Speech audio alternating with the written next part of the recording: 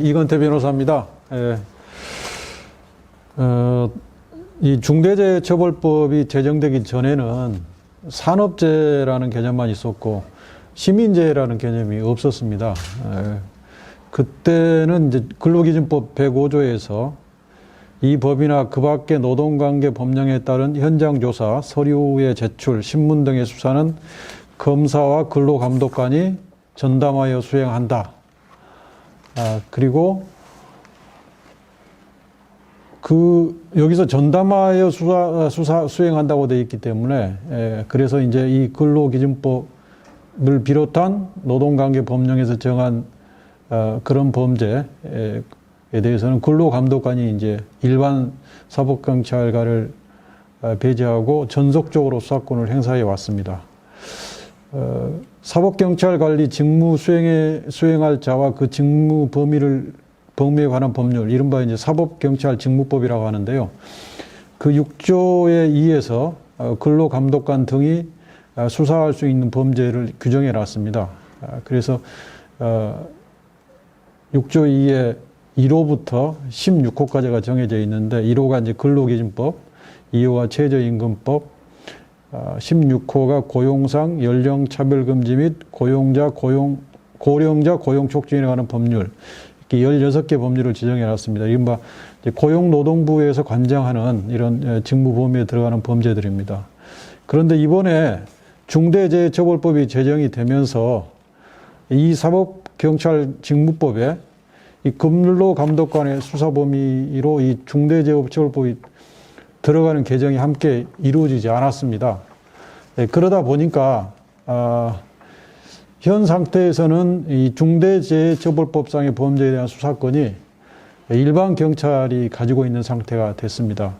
이렇게 된 데에는 이 중대재해처벌법의 처벌 대상이 중대산업재해도 있지만 중대시민재해도 같이 규율하고 있기 때문에, 이 중대산업재해는 산업안전보건법의 특별법적 성격을 가지고 있지만, 또 중대시민재해는 형법의 특별법적 그런 성격을 가지고 있어서 이 두 개를 다 아우르는 중대재해처벌법의 수사를 근로감독관에게 전속시키지 못한 것이 아닌가 하는 생각이 듭니다. 그리고 또 이 법을 국회에서 논의하는 과정에서 국회 법사위가 주도해서 법사위 소관법률로 논의가 됐고, 그러다 보니까 이제 법사위의 대응 정부기관인 법무부가 주무부처가 돼가지고 국회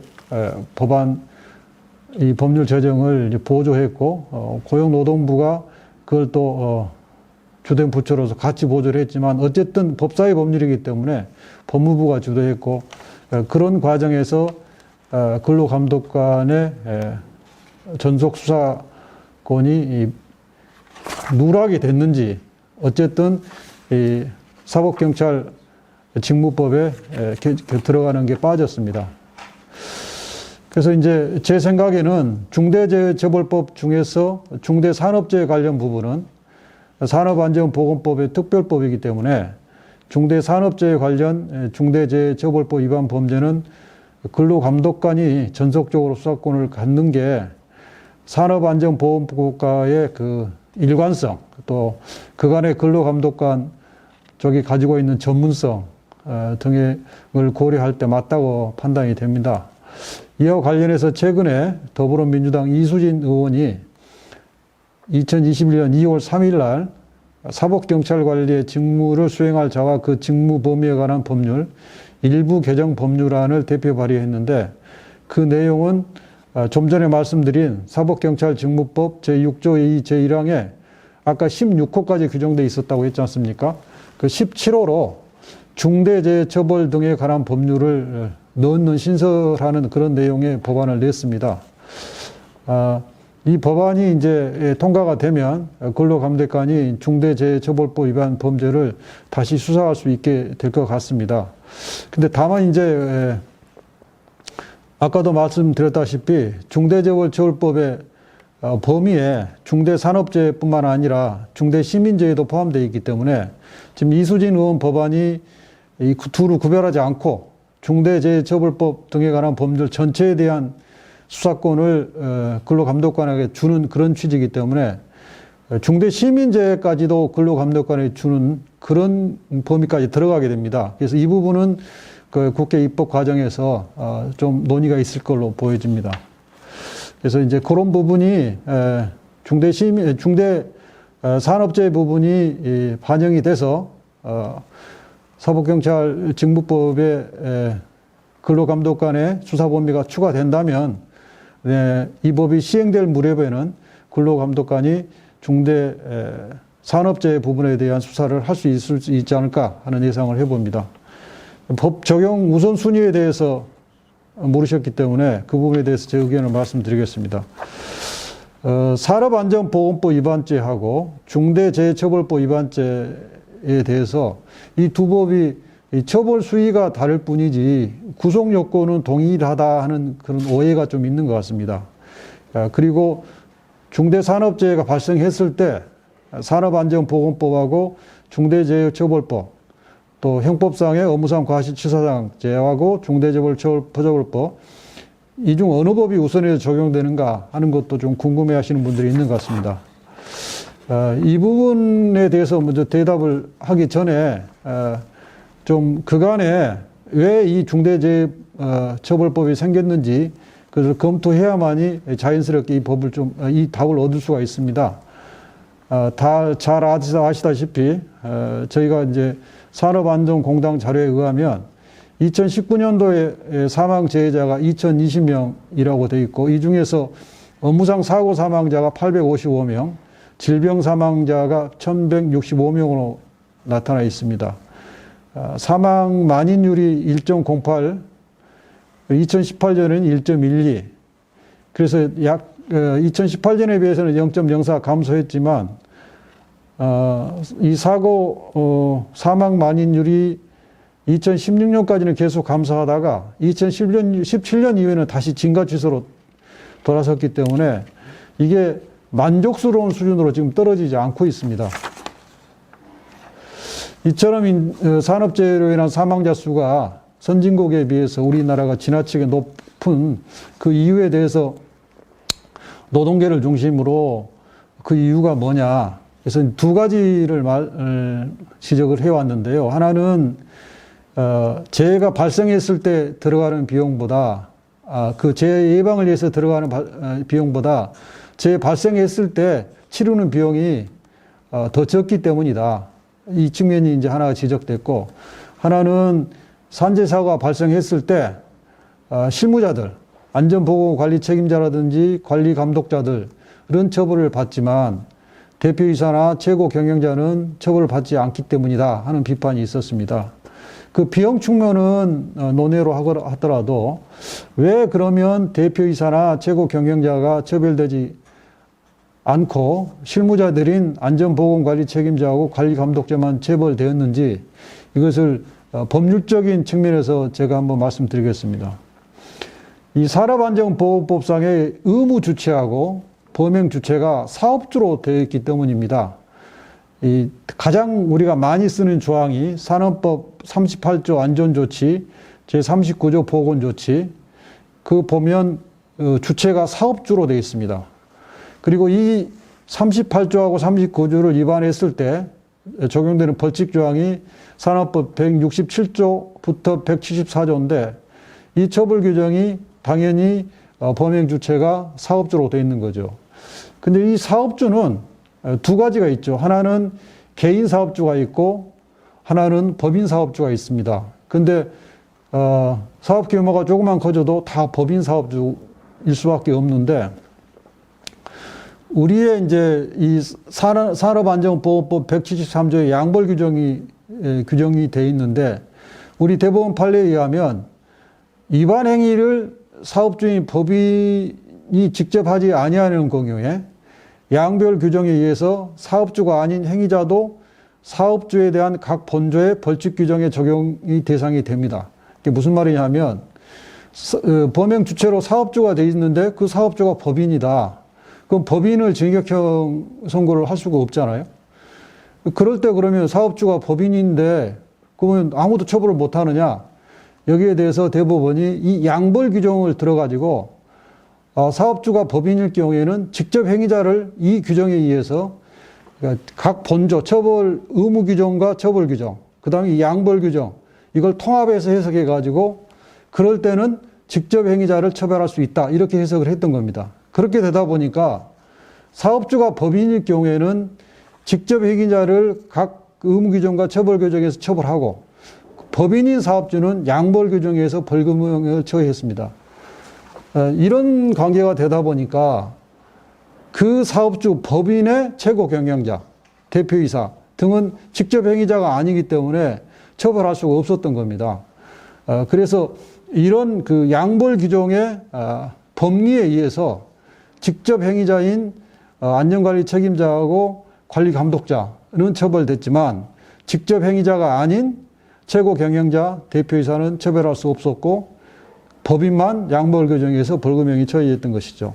그래서 이 문제를 해결하기 위해서 이 중대재해처벌법이 제정된 겁니다. 그래서 중대재해처벌법 제4조에서 경영 책임자 등, 이 경영사 책임자 등의 정의를 사업을 대표하고 사업을 총괄하는 권한과 책임이 있는 사람 또는 이에 준하여 안전보건에 관한 업무를 담당하는 사람, 또 중앙행정기관의 장, 지방자치단체의 장, 지방공기업법에 따른 지방공기업의 장, 공공기관의 운영에 관한 법률 제4조부터 6조까지의 규정에 따라 지정된 공공기관의 장, 이렇게 자연인에게 법률에 의해서 의무를 부담시키고 이 경영책임자 등이 그 의무를 위반하지 않았고 또 그 의무를 위반하지 않음으로 인하여 이게 인과관계가 인정돼야 됩니다. 그로 인해서 중대산업재해가 발생하면 처벌하도록 설계가 되어 있습니다. 그러니까 최고 경영자 중 개인에게 의무를 주고 그 의무를 위반하지 않았고 그 의무 위반하지 않은 것과 중대산업재해라는 결과가 인과관계가 있을 때 처벌한다는 겁니다. 이게 중대산업재해처벌법의 설계입니다. 중대재해처벌법은 산업안전보건법과 달리 사업주 법인에게 의무를 부담시키지 않고 경영책임자 등 개인에게 의무를 부담시키고 있기 때문에 경영책임자 등이 형사책임을 피할 수 없는 구조가 만들어졌습니다. 그러면 이 중대재해처벌법상 중대산업재해가 발생했을 때 법률 적용을 한번 케이스별로 살펴보겠습니다. 사업주가 법인인 경우를 보면 사업주나 경영책임자 또는 이해 경영책임자 이 개인이죠. 이게 사업주나 경영책임자 등은 중대재해처벌법 위반으로 처벌이 될 거고요. 안전보건관리책임자하고 관리감독자는 이 실무자들은 산업안전보건법 위반으로 처벌이 될 겁니다. 그리고 경영책임자 등과 안전보건 담당 임원 중에서 그러면 누가 처벌 대상이 되느냐? 다시 말해서 이른바 기업의 CEO하고 안전을 담당하는 임원 중에 둘 다 있을 때 누가 처벌되느냐? 이제 이게 문제가 되는데 안전보건에 관해서 사업을 대표하고 사업을 총괄하는 권한과 책임을 누가 가지고 있느냐? 이 실질에 의해서 결정이 될 겁니다. 그래서 만약 그런 권한과 책임을 대표이사나 최고 경영자가 가지고 있다면 그 대표이사나 최고 경영자가 처벌 대상이 될 거고 대표이사가 아니라 그러니까 대표이사나 최고 경영자가 안전 분야를 담당하는 임원한테 완전히 독자적으로 맡겨버리고 본인은 관여하지 않고 있는 그런 기업 형태에서는 그 안전 담당 임원이 그 안전 보건에 관해서는 사업을 대표하고 사업을 총괄하는 권한과 책임을 가지고 있기 때문에 그 안전 담당 임원이 책임이 될 겁니다. 근데 만약에 대표이사라고 최고 경영자 또 안전 담당 임원이 모두가 다 그 일을 맡고 있었다. 모두가 다 안전 보건에 관해서 사업을 대표하고 사업을 총괄하는 권한과 책임을 다 가지고 있다. 그럴 때는 양자 모두가 처벌 대상이 될 겁니다. 물론 수사기관이 또 기소하는 검사가 대표이사도 해당이 되고 안전 담당 임원도 해당이 될 때는 대표이사만 기소하고 안전 담당 임원은 기소 안 할 수도 있겠죠. 그러나 법리적으로는 둘 다 해당이 되면 둘 다 책임질 수가 있는 그런 경우가 되겠습니다. 그다음에 사업주가 개인인 경우를 살펴볼 수 있는데, 사업주가 개인이고 사고 현장에 대한 관리를 담당하는 안전보건 관리 책임자하고 관리 감독자가 따로 있다면, 보통 이제 사업주가 개인일 때는 사업장 규모가 작기 때문에 따로 있지 않은 경우에, 따로 있는 경우가 별로 없겠지만, 만약에 따로 있다면 사업주는 중대재해처벌법 위반으로 우율될 거고, 안전보건관리 책임자하고 관리 감독자는 산업안전보건법으로 우율이 될 겁니다. 그리고 사업주가 개인이고 따로 안전보건관리 책임자하고 안전관리 감독자가 따로 없다면, 사업주가 순수 이론적으로는 중대재해처벌법 의무를 위반하는 부분은 중대재해처벌법 위반으로, 산업법 의무를 위반하는 부분은 산업법 위반으로 우율될 수 있기 때문에 논리적으로는 두 법률에 의해서 처벌이 될 수도 있습니다. 그러나 이제 수사 현실에서는 중한 범죄로만 수사돼서 처벌될 수도 있고, 아니면 두 범죄를 다 같이 우율해서 처벌할 수도 있고, 그렇게 될 것 같습니다.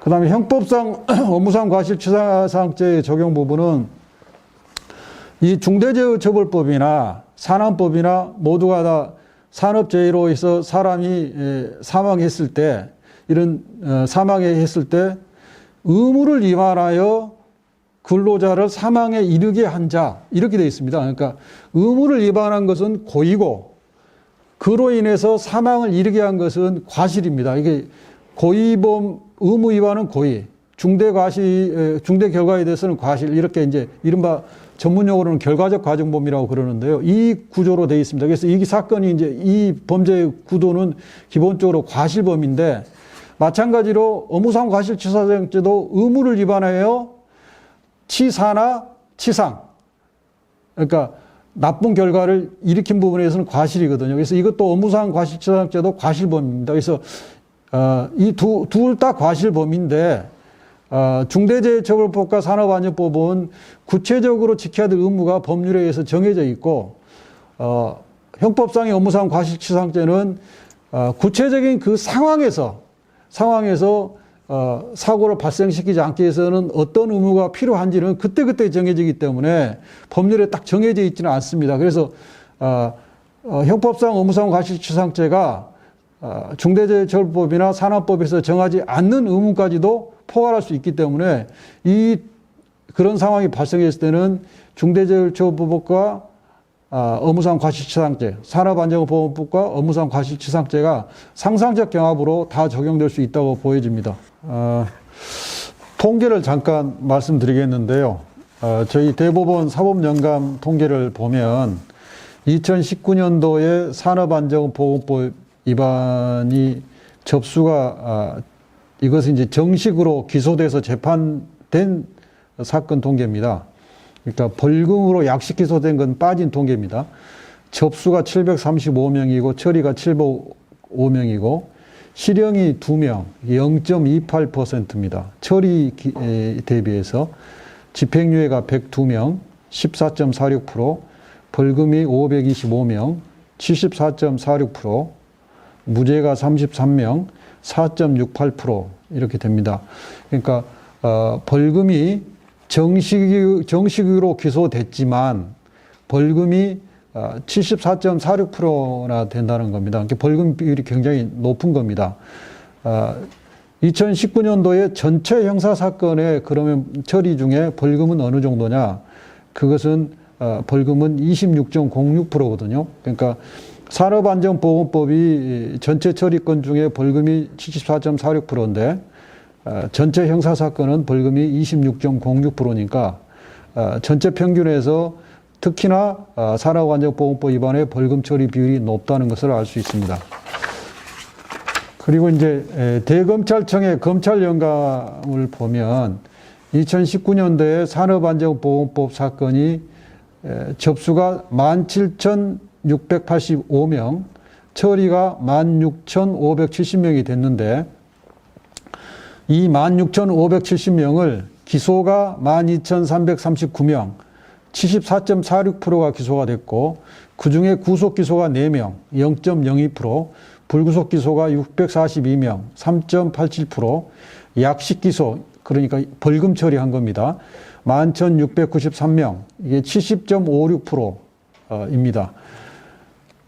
역시 이 검찰의 기소도 70.56%가 약식 기소, 벌금 처리가 됐습니다. 그리고 검찰의 2019년도에 전체 형사사건 중에 약식 기소, 벌금 처리 비율은 20.90%입니다. 아까 법원 통계에서도 산업안전보건법의 벌금 처리율이 높았듯이 검찰의 처리도 산업안전보건법은 벌금으로 70.56% 하는데 일반 형사사건 전체의 벌금 처리율은 20.90%니까 산업안전보건법의 벌금 처리율이 굉장히 높다는 것을 알 수 있습니다. 이처럼 법원과 검찰이 산업안전보건법 위반 범죄를 벌금 위주로 처리해 온 것은 통계로서 확인이 됩니다. 이렇게 된 이유를 한번 짐작을 해보면 기본적으로 산업안전보건법으로 인한 치사상이 과실범인이고 산재보험에 의해서 피해가 일정 부분 보상이 되고 또 근로자의 과실이 경합되는 경우가 많고 또 사건이 발생하면 사업주와 형사합의가 성사되는 경우가 많고 또 검사 판사들의 낮은 양형 감각이나 기준 이런 것들이 복합적으로 작용하고 있다고 보여집니다.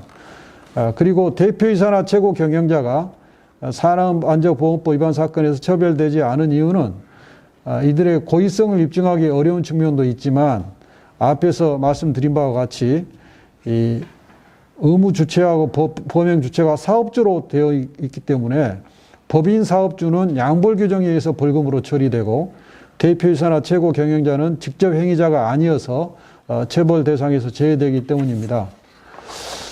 그리고 이제 이번 중대재해처벌법이 제정이 되자 이 유연성을 주장하는 분들이 계셨습니다.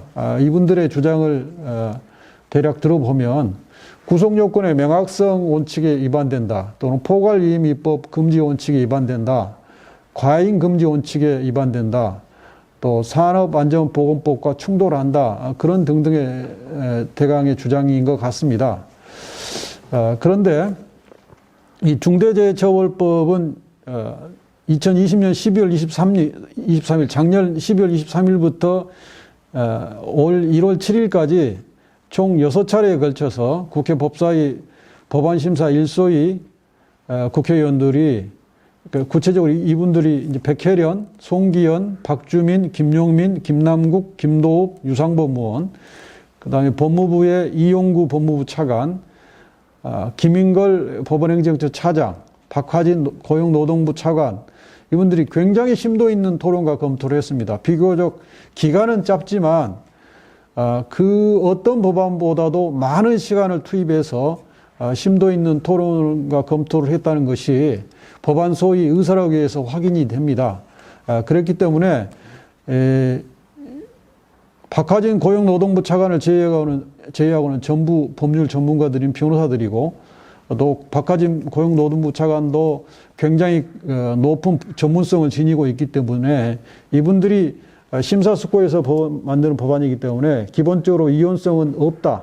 저는 그렇게 생각합니다.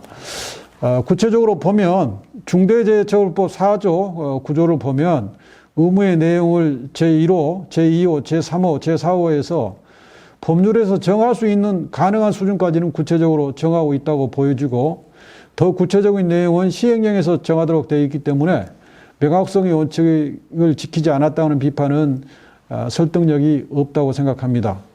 또 포괄위임입법 금지 원칙을 위반하였다는 비판도 법률에서 사업주와 경영 책임자 등이 하여야 할 의무의 내용을 제1호, 제4호에서 구체적으로 정하고 있고 그 이상은 세세하게 법률에서 정하기가 어려운 사정이 인정이 됩니다.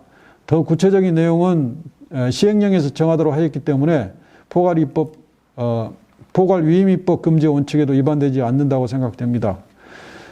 사업주의 규모, 사업의 종류 등에 따라서 투입할 인력과 예산이 다를 수밖에 없으므로 안전보건관리체계의 구축 및 그 이행에 관한 조치의 구체적인 내용을 법률에서 세세히 정할 수가 없는 것이고 또 안전보건각의 법령이 산업안전보건 기준에 관한 규칙만 하더라도 조항이 673조나 되고 산업안전보건법 이외에도 다른 법령이 많으며 적용 대상이 되는 사업장의 규모와 종류도 각기 다르기 때문에 안전보건관계법령에 따른 의무 이행에 필요한 관리상의 조치를 법률에서 세세히 정할 수는 없었을 것입니다.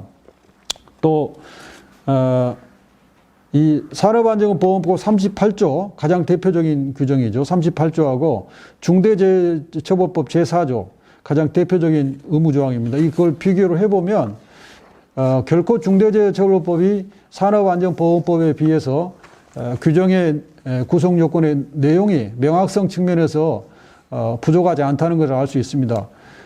산업법 38조 1항은 이렇게 되어 있습니다. 사업주는 다음 각호의 어느 하나에 해당하는 위험으로 인한 산업재해를 예방하기 위하여 필요한 조치를 하여야 한다. 이렇게 됩니다. 필요한 조치. 보기에 따라서는 이게 얼마나 불명확한 개념이겠습니까? 이 정도가 되어 있고 이것을 시행령이나 시행규칙에서 풀어서 지금 운용하고 있는 게 현재 산업안전보건법입니다. 그런데 이에 비해서 중대재해처벌법 4조 1항은 사업주 또는 경영책임자 등은 사업주나 법인 또는 기관이 실질적으로 지배, 운영, 관리하는 사업 또는 사업장에서 종사자의 안전보건상 유해 또는 위험을 방지하기 위하여 그 사업 또는 사업장의 특성 및 규모 등을 고려하여 다음 각호에 따른 조치를 하여야 한다. 제1호만 보면 재해 예방에 필요한 인력 및 예산 등 안전보건관리체계의 구축 및 그 이행하는 조치. 결코 현행 산업안전보건법에 비해서 중대재해처벌법이 구성 요건의 명확성 측면에서 결코 부족하지 않다는 것을 비교만 해봐도 알 수가 있습니다.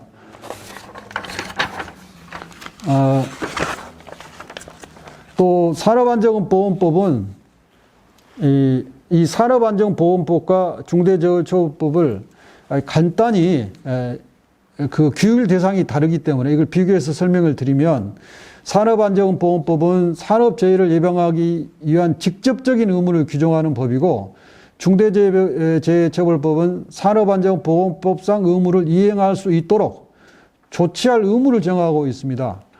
이걸 조금 예를 들어 설명하면 산업안전보건법이 산업재해와의 최일선 전쟁터에서 직접 전투를 하는 대대장, 중대장, 소대장이 해야 될 의무를 정하는 법률이라면 중대재해처벌법은 그 대대장, 중대장, 소대장에게 작전, 정보, 병력, 무기, 군수물자 등을 지시하고 지원하는 사령부인 사단장과 군단장이 해야 될 의무를 정하는 법률이라고 할 수 있습니다. 이렇게 규율의 대상이 다릅니다. 그러므로 앞으로 시행령에서 중대재해처벌법 4조 1항 1호 4호, 9조 제1항 1호 4호, 2항 1호 4호의 구체적 사항을 정하면 사업주들이 무엇을 해야 하는지를 명확하게 인식할 수 있으므로 지금 가지고 있는 불안감이 다소 해소될 수 있을 걸로 보여집니다. 그리고 과잉금지 원칙을 위반했다는 비판에 대해서는 사업주와 경영책임자 등의 의무 내용이 해당 사업주의 능력을 벗어나서 인력과 예산을 투입하게 만들거나 안전보건관계 법령 모두를 이행하라는 것이어서 사업주와 경영책임자들이 도저히 이행할 수 없을 정도로 과도하고 형량 또는 과도하게 높고 형사책임과 더불어 징벌적 배상까지 둠으로써 위반 행위에 비해서 과도하게 중벌이다. 이런 취지의 비판입니다. 그러나 사업주와 경영책임자 등의 의무 내용은 향후 시행령에 의해서 합리적 범위로 규정이 될 걸로 보여집니다. 그래서 마치 감당할 수 없는 수준의 인력과 예산 투입을 강요하거나 모든 안전보건관계 법령을 이행하도록 요구한다는 비판은 너무 성급한 측면이 없지 않아 있습니다. 다음으로 형량이 과다하다는 비판은 제가 좀 뒤에 가서 설명을 따로 드리겠습니다만은 다른 그 비교 대상 범죄와 형량과 비교해 볼 때 이 중대산업재해나 중대시민재해에 대한 특별한 특단의 대책이 필요하다는 이 사회적 요구 등을 감안할 때 위헌이라고 보기는 어려워 보입니다. 또 징벌적 배상 규정 또한 다른 법률에서도 형벌과 병렬적으로 규정하고 있기 때문에 얼마든지 입법 정책적으로 선택할 수 있는 방안이라고 할 수 있어서 위헌이라고 보기는 좀 어렵다고 생각합니다. 중대재해처벌법의 형량이 너무 무거워서 법원에서 재판할 때 적극적으로 적용하기 어렵다 하는 우려에 대해서도 말씀드리겠습니다. 중대재해법 제6조 제1항에 형량을 1년 이상의 징역 또는 10억 원 이하의 벌금에 처한다. 이 경우 징역과 벌금형을 변경할 수 있다. 이렇게 규정되어 있습니다.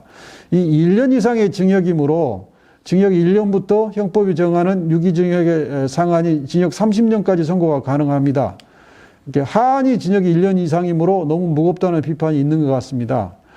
이 비판은 현행 산업안전보건법 167조 제1항이 7년 이하의 징역 또는 1억 원 이하의 벌금에 처한다고 되어 있고 형법상 업무상 중과실 치사죄가 5년 이하의 금고 2천만 원 이하의 벌금으로 되어 있기 때문에 이것과 비교해 보면 너무 과도한 거 아니냐 이런 비판인 것 같습니다. 그런데 이런 이제 비교해 볼 수 있는 다른 범죄들하고 비교해 보면 그리고 또 중대재해가 발생했을 때는 피해가 경우에 따른 사망자가 수십 명이 발생할 수도 있고 또 중대재해가 줄어들지 않아서 특단의 대책이 필요하다는 사회적 요구가 있고 또 의무 위반이 있다고 해서 다 처벌되는 게 아니라 의무 위반과 그 사상 사이에 인과관계가 인정돼야 되고 법원이 구체적 사건에 따라서 집행유예나 벌금 선고가 가능하고 또 벌금을 선택할 경우에는 벌금의 하한이 없는 이런 점 등을 감안해 보면 법원과 검찰이 법정형이 너무 무거워서 적용을 부담스러워할 정도는 아니라고 저는 생각합니다. 법정형만 이제 다른 범죄하고 대강 비교를 해보면 상해치사는 3년 이상의 유기징역, 폭행치사는 3년 이상의 유기징역, 유기치사는 3년 이상의 유기징역입니다. 이것들이 이제 상해나 폭행, 유기에 대해서는 고의범이지만 치사에 대해서는 과실범인데 3년 이상으로 규정이 되어 있기 때문에 중대재해 발생에 대해서 1년 이상 징역으로 한 것과 비교해 보면 어느 정도 이게 너무 과도한 것인지 이렇게 비교해 볼 수 있다고 생각되고 특수절도죄가 1년 이상 10년 이하의 징역입니다. 특수절도는 경우에 따라서 아주 작은 물건을 훔쳐도 특수절도가 될 수 있습니다. 그리고 시설물의 안전 및 유지에 관련한 특별법 63조 제1항 1호는 안전점검을 실시하지 아니하거나 성실하게 실시하지 아니함으로써 시설물에 중대한 손괴를 야기하여 공공의 이용을 발생하게 한 자, 1년 이상 10년 이하의 징역으로 되어 있습니다. 여기는 이제 사망이라는 결과가 법률에 명시되어 있지 않고 공공의 이용을 발생하게 한 자, 이것만 가지고도 1년 이상으로 되어 있습니다. 또 건설산업기본법 93조 2항은 건설사업자 등이 건설공사의 안전에 관한 법령을 위반하여 건설공사를 시공함으로써 하자담보책임기관의 교량, 터널, 철도, 그 밖에 대통령이 정하는 시설물의 구조상 주요 부분에 중대한 파손을 발생시켜 사람을 죽거나 다치게 한 자.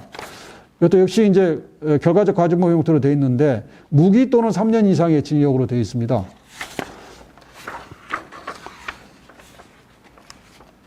또 저수지 댐의 안전관리 및 재해 예방에 관한 법률 제30조 2항은 저수지 댐의 보수, 보강 등 필요한 조치를 하지 아니하거나 성실하게 조치하지 아니함으로써 저수지 댐의 중대한 손괴를 야기하여 사람을 사망에 이르게 한다.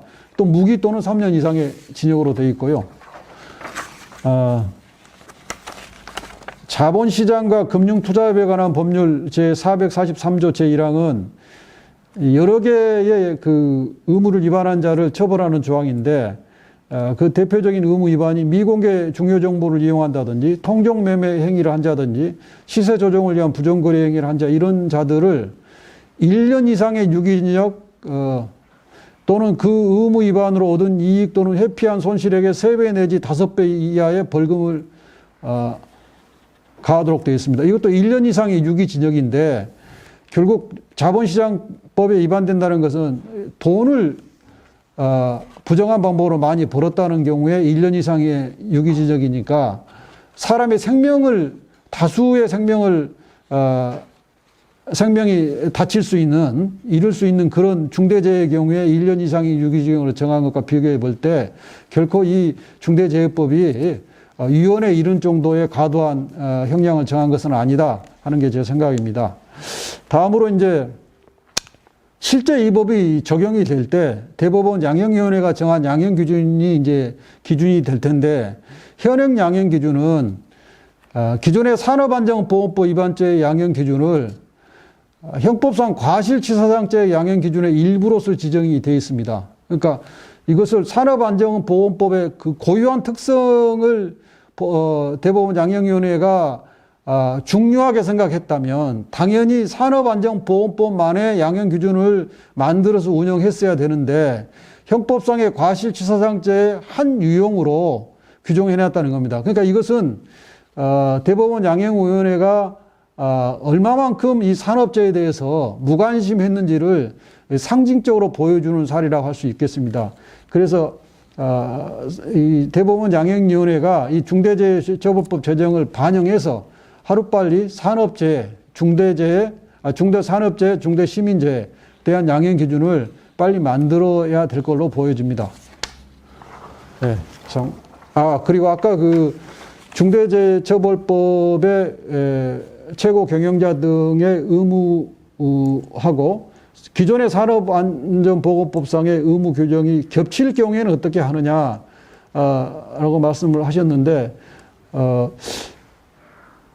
이 중대재해처벌법이 달성하려고 하는 입법 목적에 필요한 범위 내에서는 겹칠 수 있는 부분, 아까 이게 인력이나 예산이나 그런 이제 그 사단장이나 군단장이 해야 될 의무에 해당되는 경우에는 겹칠 수도 있다고 보여집니다. 그것은, 그러나 이제 산업안전보건법은 그런 의무를 위반하더라도 직접적으로 행위자를 처벌하는 규정에 대해서 규정 형식이 미숙했기 때문에, 충분하지 않았기 때문에, 현재 산업안전보건법 위반에서는 그런 규정만 가지고는 처벌이 안 됐지만 중대재해처벌법에서는 그 의무를 위반했고 그 의무 위반으로 인해서 중대재해가 발생했을 때는 또 처벌할 수도 있는 거기 때문에 겹칠 수도 있고 중대재해처벌법의 입법 목적 달성을 위해서는 불가피한 측면이 있다, 이렇게 말씀드리겠습니다.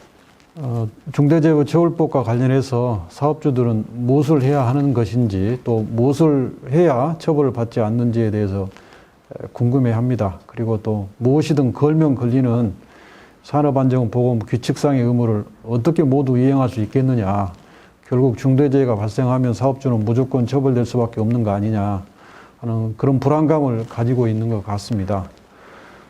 그러나 지나치게 불안감을 가질 필요가 없고 향후 만들어질 시행령을 지켜볼 필요가 있다고 그렇게 생각합니다. 사업주들은 무엇을 해야 하는지 또 무엇을 해야 처벌받지 않는지 이 질문에 대해서 큰 틀에서 중대재해처벌법 4조를 가지고 설명을 드려보겠습니다. 사업주 또는 경영 책임자 등은 사업주나 법인 또는 기관이 실질적으로 지배, 운영, 관리하는 사업 또는 사업에서만 책임집니다. 실질적으로 지배, 운영, 관리하는 사업에 대해서만 책임지도록 되어 있습니다. 또 사업주나 법인 또는 기관이 제3자에게 도급, 용역, 위탁 등을 행한 경우에도 사업주나 법인 또는 그 기관이 그 시설, 장비, 장소 등에 대하여 실질적으로 지배, 운영, 관리하는 책임이 있는 경우에 한정해서 책임을 지도록 되어 있습니다. 그러니까 도급, 용역, 위탁을 줬다고 해서 하청업체나 용역받은 업체, 위탁받은 업체에 대해서 모두 책임진 게 아니라 실질적으로 지배, 운영, 관리 하는 책임이 있는 경우에 한정해서 책임을 지도록 되어 있습니다. 그다음에 중대재해처벌법 4조에서 정하고 있는 의무를 중심으로 살펴보면 4조 1항에 1호, 2호, 3호, 4호 이렇게 4개가 정해져 있는데 먼저 2호하고 3호를 보면 2호는 재해 발생 시 재발 방지 대책의 수립 및 그 이행에 관한 조치, 3호는 중앙행정기관, 지방자치단체가 관계 법령에 따라 개선 시정 등을 명한 사항의 이행에 관한 조치. 이것은 사업주 또는 경영 책임자 등이 해야 할 일이 명확하기 때문에 혼란이 없을 걸로 생각합니다. 왜냐하면 재해가 발생했을 때 또 발생하지 않도록 하는 재발 방지 대책, 또 중앙행정기관이나 지방자치단체가 개선이나 시정 명령을 한 내용, 이런 것은 상당히 명확하지 않습니까? 그렇기 때문에 그런 부분은 혼란이 없을 걸로 보여집니다. 재해가 발생하면 고용노동부에서 조사를 하고 시정명령 등을 하기 때문에 그 내용을 중심으로 재발 방지 대책을 수립하고 시행하면 될 것이고, 중앙정부와 지방정부가 개선 시정명령을 내리면 그 내용을 성실하게 시행하면 될 걸로 보여집니다. 걱정하시는 부분은 중대재해처벌법 제4조 제1항 1호, 4호일 걸로 보여집니다. 1호는 재해방에 필요한 인력 및 예산 등 안전보건관리체계의 구축 및 그 이행에 관한 조치, 4호는 안전보건관계법령에 따른 의무 이행에 필요한 관리상의 조치가 이 문제인데, 요 구체적인 내용은 향후 이제 시행령에 의해서 정하도록 되어 있기 때문에 그 내용을 좀 지켜보실 필요가 있습니다. 정부에서 시행령을 정할 때 법의 취지, 또 현실적인 여건 등을 고려해서 합리적 범위 내에서 명확성 있게 정할 걸로 기대해 봅니다. 중대재해처벌법은 현재 절반만 제정이 되어 있고 나머지 절반은 하위법령 시행령에 의해서 제정이 될 걸로 보여집니다. 제가 절반만 제정됐다고 한 이유는 그만큼 시행령에서 구체적인 사항들을 정해질 걸로 보여지기 때문입니다. 중대재해처벌법은 제정은 됐지만 동법 4조 제1항 1호, 4호, 또 9조 제1항 1호, 4호, 9조 제2항 1호, 4호의 구체적 사항이 시행령에 의해서 정해지도록 되어 있기 때문에 현 상태에서는 뭐 절반만 정해진 것이고 나머지 절반은 이제 시행령에 의해서 제정된다, 이렇게 보여집니다. 특히 중대재해처벌법 4조 제1항 4호, 9조 제1항 4호, 9조 제2항 4호가 정하고 있는 안전보건관계법령에 따른 의무 이행에 필요한 관리상의 조치를 어느 정도 범위까지 사업주 또는 경영책임자 등의 의무 지울 것인가, 이게 매우 중요한 과제입니다. 안전보건관계법령의 가장 대표적인 것이 산업안전보건기준에 관한 규칙인데, 이 규칙이 총 673조에 달하는 방대한 의무 규정을 담고 있습니다. 또 산업안전보건기준에 관한 규칙 이외에도 시설물의 안전 및 유지 관리에 관한 특별법, 다중이용업소의 안전관리에 관한 특별법 등 다른 안전 관련 법령에도 많은 의무 규정들이 있습니다. 이런 것들은 이제 중대산업재해와는 무관하겠지만 중도시민재해와는 직접 관련이 된 조항들이겠죠. 이 법령 이름에 안전이 들어가는 법률 시행령 시행규칙을 법제처 종합법령센터에 가서 검색을 해보면 258개나 뜹니다. 그래서 이 사업주 또는 경영 책임자 등에게 이와 같은 방대한 의무 규정이 정해지고 있는 이런 의무가 사업장에서 잘 이행될 수 있도록 하기 위해서 어떤 범위까지 조치 의무, 관리 조치 의무를 부담시킬지를 시행령에서 정하도록 되어 있습니다. 그러므로 정부가 앞으로 시행령을 제정할 때 사용자나 노동자 또 전문가 의견을 충분히 경청해서 합리적 결론을 도출해야 될 거라고 보여집니다. 이상입니다.